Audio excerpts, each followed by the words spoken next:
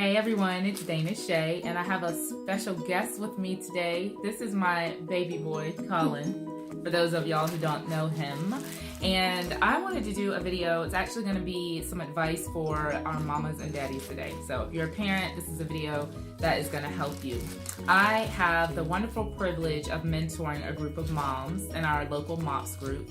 And we were in MOPS yesterday, and I was talking to one of the girls about how when Collin was a baby, especially, he was just born with an attitude. I mean, I don't know what the problem was. Life was great for him, but he had these crazy, tantrums, and he really dealt with anger, didn't you? Mm-hmm. We don't know why.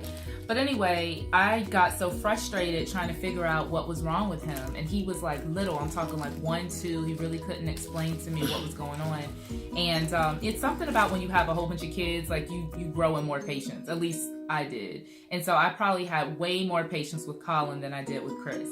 Chris is my firstborn. So when he was about 3 or 4, I said, you know what, enough of this. We have got to figure out why he is so angry and why he cannot process his feelings in a rational way. And so I was sitting down on the couch one day and I was praying and I was like, Lord, would you please help me to figure out what we can do to help Collin learn how to manage his emotions? And it was just like that. The Holy Spirit was have him write his feelings. Now he was 3 or 4, so he didn't really know how to write, but he could read little words, right?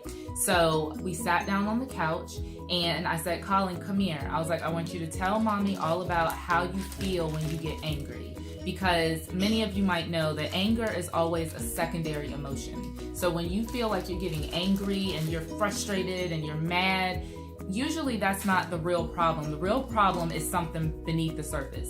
So I said, Collin, let's sit down, let's talk about why you're mad, and let's try to figure this out. So why don't you tell him what happened next, Collin? So, I did a feelings thing. So this is my feelings stack. And it has all my feelings in it. And so we wrote his feelings, and I said, okay, when you find yourself getting angry, how do you feel? So why don't you tell them some of the things that you felt? I felt sad. Mm-hmm. I also felt disappointed. Mm-hmm. That's a big word for a 3-year-old, huh? Embarrassed. Mm-hmm. Left out. Mm-hmm.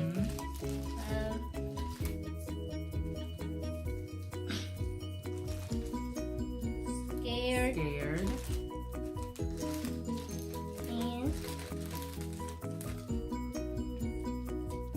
mad.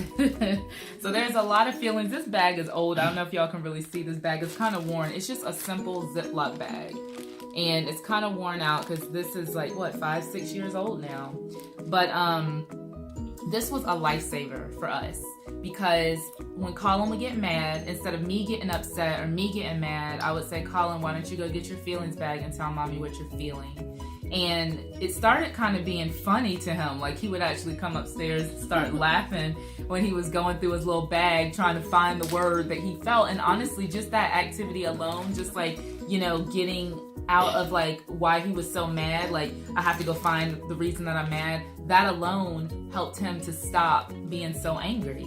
But I just wanted to share this idea because I know that there are so many of you parents who are dealing with little rambunctious terrors, no, not terrors, little rambunctious toddlers or children. And maybe you yourself, maybe you're a grown man or a grown woman and you find yourself struggling with anger or just you're always mad about something and you don't know why. I'm going to encourage you to do a feelings bag and ask yourself, why am I feeling this way? It might be that Collin, maybe you were scared and you didn't know how to say I'm scared, so you responded in anger.